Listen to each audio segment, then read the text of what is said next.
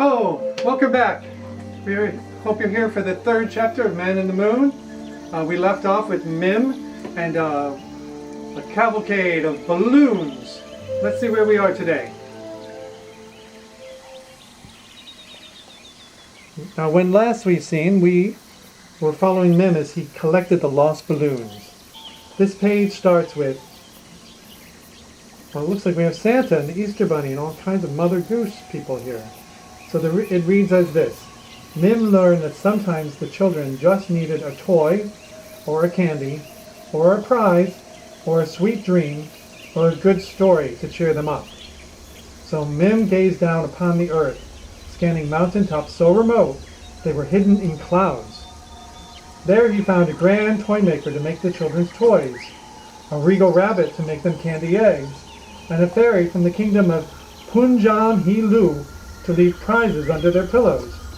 He even found a sleepy little fellow on a faraway sandy island who seemed to know all there was to know about dreams.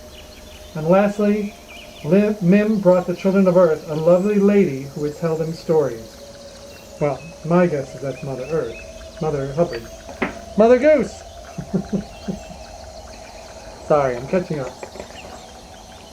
But for all the joy Mim brought to Earth, there was one thing he had not been able to change. The children were still afraid of the dark.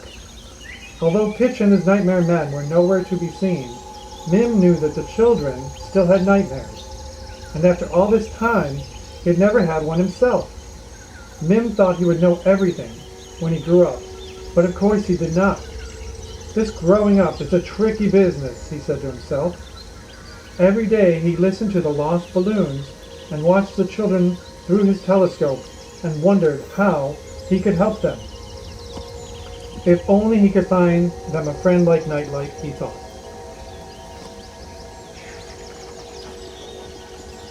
And so, deep in thought and remembering his friend, Mim kicked a rock, and then another, revealing a pile of very bright sand. He stopped and stared. It reminded him of the dream sand the Nightlight had sprinkled over him when he was a baby. Mim laughed to himself and went on kicking rocks. He had an idea.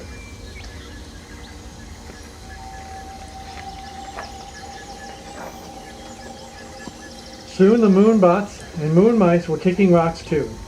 When the moon mice were so tired that they could hardly hold up their tails, and the moonbots were so creaky that they could barely move, Mim called upon the toy maker and the rabbit, the fairy, and the others from Earth to fly up and lend a hand.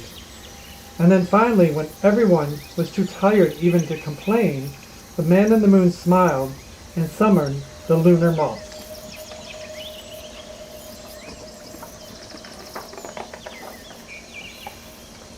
The bright sand had made the moon 100 times brighter.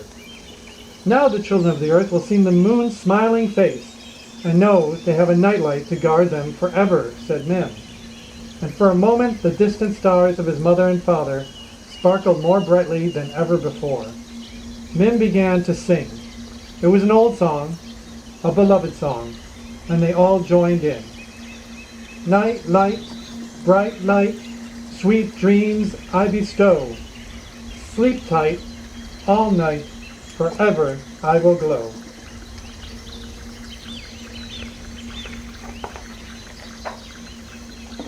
The man in the moon knew then that he could be a guardian of the children of Earth, just as Nightlight had been his guardian long ago.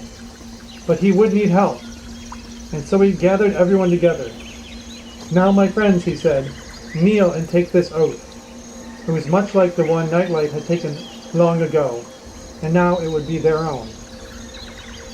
We will watch over the children of Earth, guide them safely from the ways of harm, keep happy their hearts, brave their souls, and rosy their cheeks. We will guard with our lives their hopes and dreams, for they are all that we have, and all that we are, and all that we will ever be. So began the Guardians of Childhood. And there they are, all standing, taking that oath to be Guardians of Childhood.